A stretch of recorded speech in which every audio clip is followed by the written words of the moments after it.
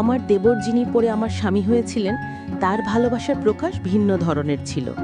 প্রায় সে দুপুরের সময় বাথরুমে ডেকে নিত, আমি তার পিঠে সাবান লাগিয়ে দিই। আর যখন আমি ওর পিঠে সাবান লাগাতে যেতাম, আমার দেবর সেই সুযোগে আমার সঙ্গে খুনসুটিতে মেতে উঠতেন। আমার বিয়ে হয়েছিল আমার বড় মামাতো ভাইয়ের সঙ্গে, কিন্তু আমি প্রতিটি রাতে আমার দেবরের সঙ্গে সময় কাটাতাম, অর্থাৎ আমার ছোট মামাতো ভাই জিহাদের সঙ্গে। আমার দেবর আমাকে যে পরিমাণ ভালোবাসা এবং স্নেহ দিত, তাতে আমার মন প্রাণ জড়িয়ে যেত।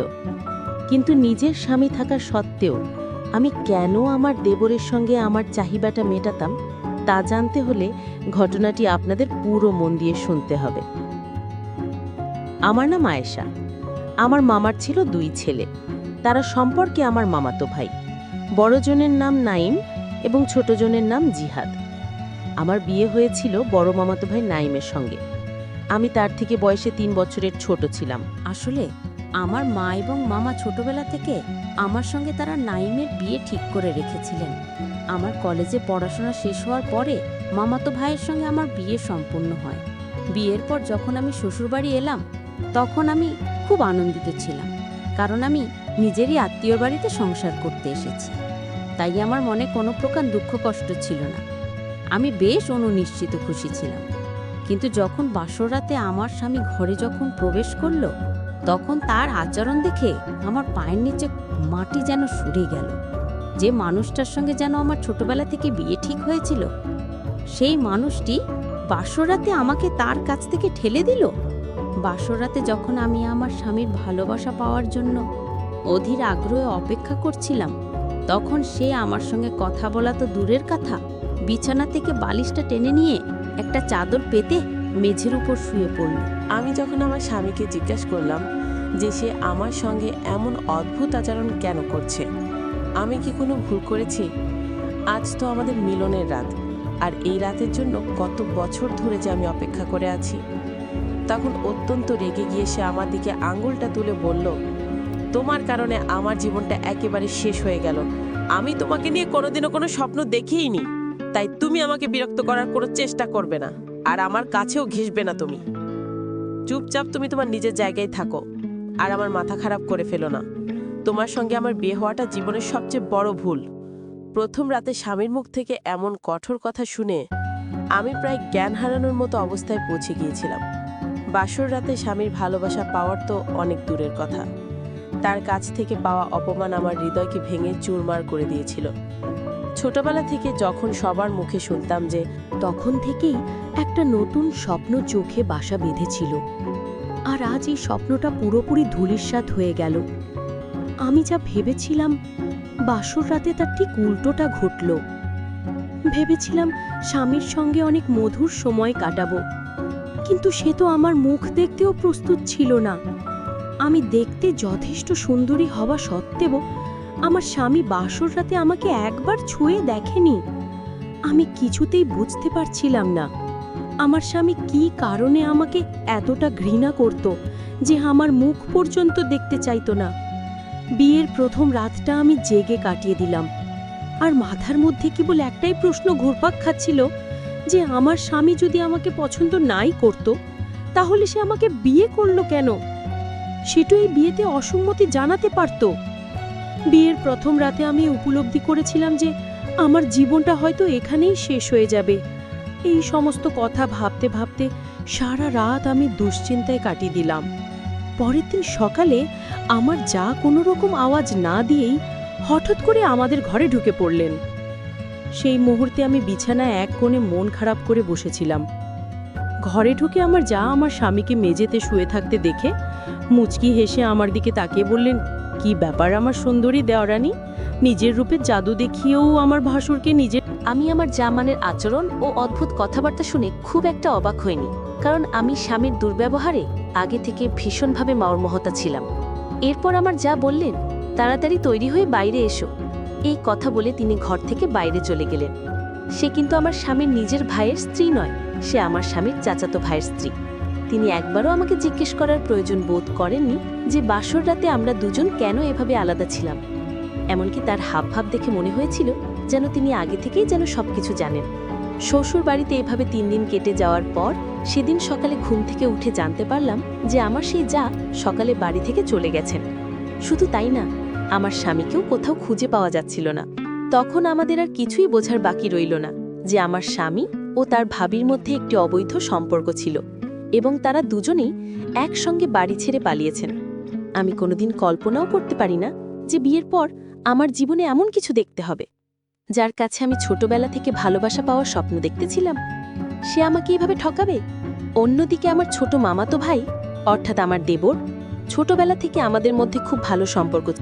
তাই সেদিন আমার স্বামী ও জায়ের এমন নক্করজনক কাজের কারণে আমি আবেগের বশে আমার দেবরের বুকে মাথা রেখেছিলাম, আর আমি সেদিন অনেকক্ষণ ধরে কেঁদেছিলাম। ওদিকে আমার মামি অর্থাৎ আমার বর্তমানের শাশুড়ি আমার যাকে প্রচুর গালমন্দ করে বলছিলেন যে ওই মহিলার জন্য পুরো সংসারটা আজ আমাদের ধ্বংস হয়ে গেল, ওই ডাইনি আমার ছেলের জীবনটা নষ্ট করে দিল। তারা যে দেবর ও ভাবি মিলে সম্পর্কে জড়িত ছিল, বাড়ির কেউই তা কোনোভাবে টের পায়নি। সেদিন যখন আমাদের বাড়িতে এই বিষয়টি নিয়ে প্রচণ্ড হট্টগোল চলছিল, তখন আমাদের সেই বাড়ির পাশে মুদিখানা দোকানের এক আঙ্কেল জানিয়েছিলেন যে তিনি আমার স্বামী ও যাকে একসঙ্গে বাড়ি থেকে বেরিয়ে যেতে দেখেছেন। শ্বশুরবাড়িতে আমার আসা হয়েছিল মাত্র 3 দিন, তাই আমি এই বিষয়ে কিছুই জানতাম না যে আমার স্বামীর সঙ্গে আমার জায়ের ভিতরে অবৈধ সম্পর্ক ছিল। এরপর ধীরে ধীরে সবকিছু পরিষ্কার হয়ে যাওয়ার পর আমি যখন আমার স্বামীর সিন্দুক খুলে তল্লাশি শুরু করলাম, তখন আমার পায়ের নিচে মাটি একেবারে সরে গেল, কারণ আমার স্বামীর সিন্দুকে আমার যা ও আমার স্বামীর একসাথে তোলা অনেক ছবি ছিল। এদিকে সবকিছু জানাজানি হওয়ার পর আমার যখন বাবা মা আমাকে বাড়িতে ফিরিয়ে নিয়ে যাওয়ার জন্য এসেছিলেন, তখন আমার মামাতো ভাই অর্থাৎ আমার দেবর আমার বাবা মাকে অনুরোধ করে বললেন মেয়ে কিছুদিন যেন তাদের সঙ্গে থাকি। আমি বাসায় চলে গেলে তারা নাকি সবাই একেবারে মানসিকভাবে আরও ভেঙে পড়বে। আমার দেবরের কথা শোনার পর আমি বাবার বাড়ি আর ফিরে যাইনি। এরপর শ্বশুরবাড়িতে থাকাকালীন আমি আমার মামাতো ভাইয়ের সঙ্গে প্রতিদিন অনেকটা সময় কাটাতাম।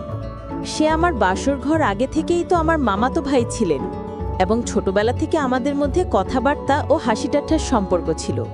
তো আমার স্বামী ও যা বাড়ি থেকে পালিয়ে যাওয়ার পর আমি আমার দেবরের সঙ্গে অনেক সময় কাটাতাম এবং আমি আমার দুঃখ কষ্টগুলো ভাগ করে নিতাম তার সঙ্গে।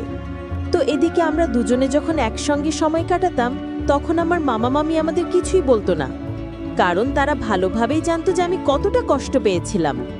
দিন যত যেতে লাগলো, আমিও মামাতো ভাই অর্থাৎ আমার দেবর একে অপরের সঙ্গে এবং সময় গড়ানোর সাথে সাথে আমি নিজের কষ্ট ভুলে ধীরে ধীরে একে অপরের আরও কাছাকাছি আসতে লাগলাম। যেমন যখন আমার দেবরের বাড়ি ফিরে আসার সময় হতো, তার আগে আমি পরিপাটি হয়ে সেজেগুজে তার জন্য অনেকক্ষণ হলো অপেক্ষা করতাম। তারপর একদিন যখন আমার শ্বশুর শাশুড়ি বাড়িতে ছিলেন না, তখন আমিও আমার দেবর বাড়িতে একাই ছিলাম। তখন আমার দেবর কেবলই স্নান করে একটা তোয়ালে গায়ে জড়িয়ে সে নিজের ঘরে ছিল। আমি ঠিক সেই মুহূর্তে কোনো না কোনো কারণে ওর ঘরে প্রবেশ করি। তখন তার সুনাম দেহটি আমার দৃষ্টি আকর্ষণ করে, আর আমি অজান্তেই নিজের কল্পনার জগতে হারিয়ে যাই। বিয়ে হওয়া সত্ত্বেও আমার তো আর বাসর রাত হয়নি, তাই তখন আমার মনে ওই ধরনের ইচ্ছে বা স্বপ্ন জাগাটা স্বাভাবিকই ছিল। এরপর আমার দেবরের দৃষ্টিটা আমার দিকে পড়তেই সে ওই অবস্থাতেই আমার নাম ধরে আমাকে ঘরের ভিতরে ডাকল। আমার ভাসুরের অবস্থা দেখে আমার তাকে খুব বেশি জড়িয়ে ধরতে ইচ্ছে করছিল, কারণ আমি তো একজন মানুষ এবং আমারও নিজস্ব ইচ্ছা বা আকাঙ্ক্ষা। তাই সেদিন আমি নিজের আবেগ ধরে রাখতে না পেরে হঠাৎ করে আমার মামাতো ভাইকে অর্থাৎ দেবরকে পেছন দিক থেকে জড়িয়ে ধরলাম। আমার দেবর তখন হেসে ফেলে আমাকে বলল, আরে আয়েশা, তুমি এটা কি করছো? আমি তখন লজ্জায় তার থেকে একটু দূরে সরে গিয়ে মাথাটা নিচু করলাম এবং সেই ঘরে আর এক মুহূর্ত থাকতে না পেরে দৌড়ে ঘর থেকে আমি বেরিয়ে গেলাম। এরপর আমার দেবরও দ্রুত পোশাক পরে নিজের ঘর থেকে বেরিয়ে আমার কাছে এসে বলল, আয়েশা, তুমি কি আমাকে কিছু বলতে চাও? আমি সেদিন আমার মনের সমস্ত কথা আমার দেবরকে খুলে বলেছিলাম। সেদিন আর নিজের আবেগ ধরে রাখতে না পেরে দেবরকে জিজ্ঞেস করেছিলাম, আমি কি তোমাকে জীবনসঙ্গী হিসেবে পেতে পারি এবং আমি তোমাকে পছন্দ করি এবং তোমার হাত ধরে আমার বাকি জীবনটা কাটাতে চাই। আমি আমার যত সব ইচ্ছা আছে তোমার মাধ্যমে পূরণ করতে চাই। তখন আমার ভাসুর আমার হাতটি ধরে বলল, দেখো আয়েশা, তোমার সঙ্গে বিয়ে করতে আমার কোনো আপত্তি নেই। দেখতে অনেক সুন্দর, আর তোমার মতন একটি মেয়েকে সবাই নিজের স্ত্রী হিসেবে পেতে চাইবে। কিন্তু এই বিষয়টি সর্বপ্রথম আগে আমার বাবা মাকে জানাতে হবে। তারা যদি বিয়েতে রাজি থাকে তাহলে আমার আর কোনো আপত্তি নেই। তুমিও অনেক তরুণী, তুমিও সারা জীবনে একা থাকো। তোমারও একজন জীবনসঙ্গীর প্রয়োজন আছে, তাই সবচেয়ে ভালো হবে যদি আমরা দুজন মিলে একে অপরকে বিয়ে করে নিই। আমি আজকে আমার বাবা মায়ের সঙ্গে আমাদের বিয়ের ব্যাপারে কথা বলবো। এই কথা বলে আমার দেবর আমাকে জড়িয়ে ধরলো, আমিও তাকে জড়িয়ে ধরেছিলাম। আমার দেবর আমার মাথায় হাত ঝুলিয়ে বলল, এবার আমি তোমার সব ইচ্ছা ও আকাঙ্ক্ষা পূরণ করে দেব। আমি তোমাকে অনেক ভালোবাসা দেব, যার জন্য তুমি অধীর হয়ে আছো। এরপর সেদিন রাতে যখন আমার শ্বশুর শাশুড়ি বাড়ি ফিরল, তখন আমার দেবরের বিষয় তার বাবা মায়ের সঙ্গে কথা বলল। তার বাবা মা অর্থাৎ আমার মামা মামি এটা শুনে খুব খুশি হলেন যে আমরা দুজন একে অপরকে বিয়ে করতে চাই। এরপরের অল্প কিছুদিনের মধ্যেই কাজী সাহেবকে আমাদের বাড়িতে ডেকে এবং আমাদের বাবা মাকে আমন্ত্রণ জানিয়ে আমাদের দুজনের বিয়ে পড়ানো হলো। এরপর আমার বাসর রাতে আমার ভাসুর আমার মনের স্বপ্ন ইচ্ছা পূরণ করে দিল। আমি যতটা আদর ভালোবাসা স্বপ্ন দেখতাম, তার থেকে অনেক বেশি আদর ভালোবাসা আমার দেবর আমাকে দিয়েছিল। বিয়ের পর থেকে প্রতিদিন দুপুরে উনি আমায় ডেকে নিত বাথরুমে আর বলতো, আয়েশা, আমার পিঠে একটু সাবান ঘষে দিবে? আমি যখন ওনার পিঠে সাবান লাগিয়ে দিতাম, তখন আমার নতুন বর সুযোগ পেলেই আর আমিও তার ভালোবাসার ছোঁয়ায় নিজেকে উজাড় করে দিতাম। আমি আমার ভাসুরের কাছে অপরিসীম ভালোবাসা পেয়ে অনেক সুখী। এই ঘটনাটা ঘটার পর আজ প্রায় 1 বছর হতে চলল এবং আমি এখন গর্ভবতী। খুব শীঘ্রই মা হতে চলছি আমি আমার সংসারে অত্যন্ত আনন্দ ও শান্তিতে আছি। আমার প্রথম স্বামীও আমার যা পালিয়ে যাবার পর আমরা তাদের আর কোনো খোঁজ খবর রাখিনি। এই জন্য হয়তো বলা হয়, যার ভাগ্যে যেটা লেখা থাকে ঠিক সেটাই হয়। আমার ভাগ্যেও হয়তো আমার দেবরের ভালোবাসা লেখা ছিল, তাই আমি তাকে আমার দ্বিতীয় স্বামী হিসেবে পেয়ে